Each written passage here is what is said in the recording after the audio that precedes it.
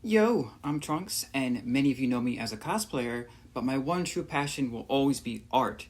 So let's look at some of my art. Just to preface what my art is, because I do all kinds of art. I sculpt, I draw, I paint, and I write. This is the felt photo. Feltfoto.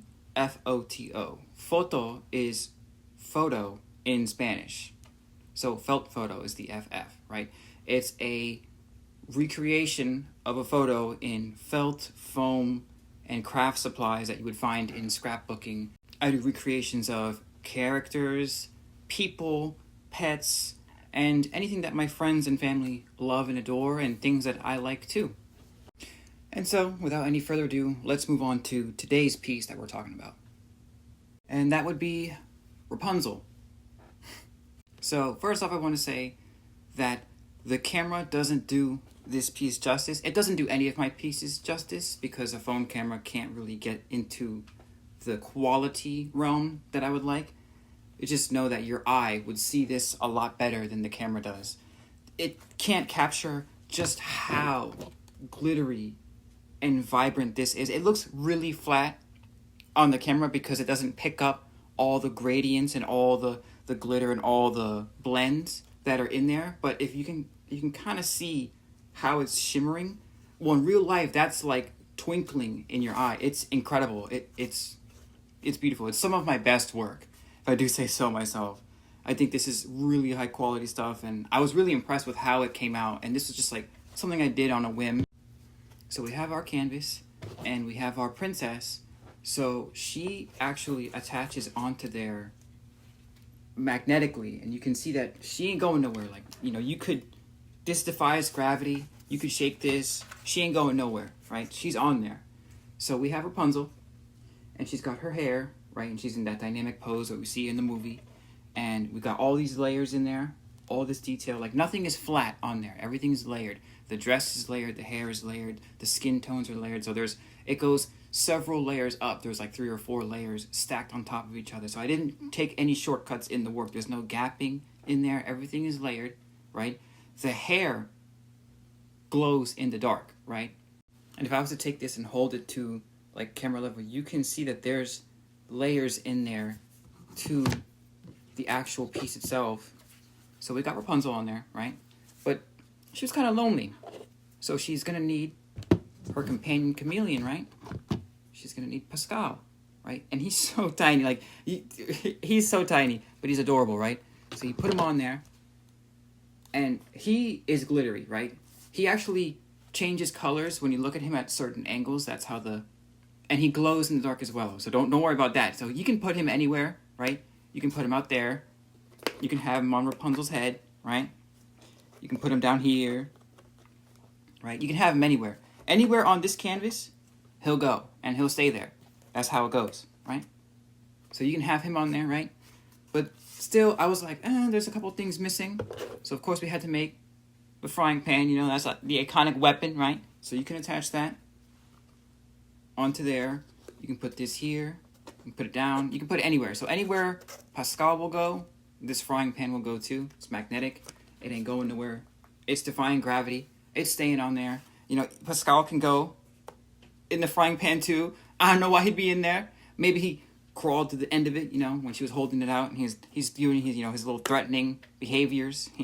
Chameleon is very territorial, very shy, and still I felt like this piece needed one more thing, so I went and created the paper lantern, right? So this was the inciting incident for Rapunzel's journey, was her seeing these paper lanterns, right? So I had to have one, and you can see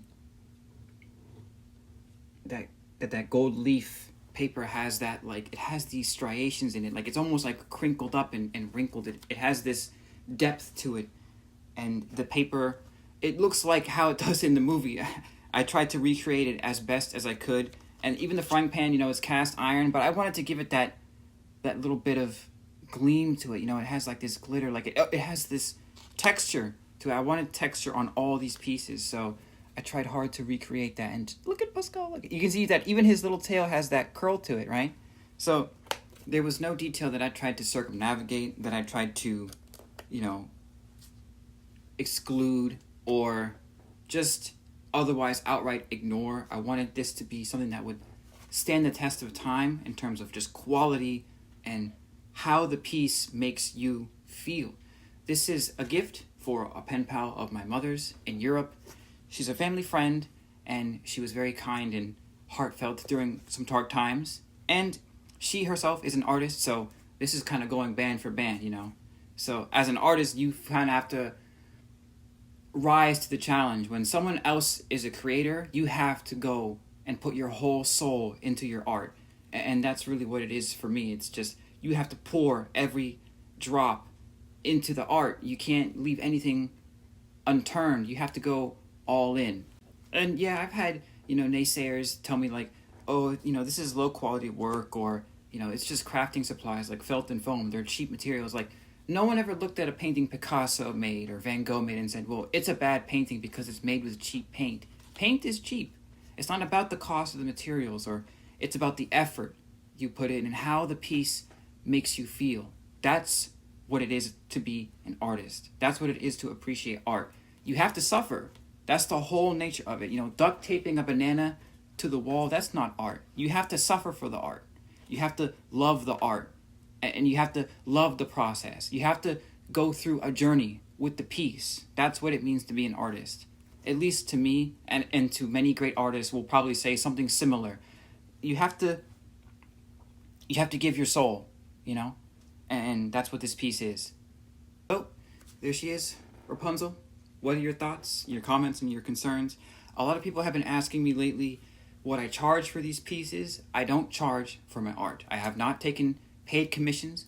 I take commissions per request for my family, my friends, my loved ones. I make my art to create, to further my craft, and to heal my friends and my loved ones in their soul,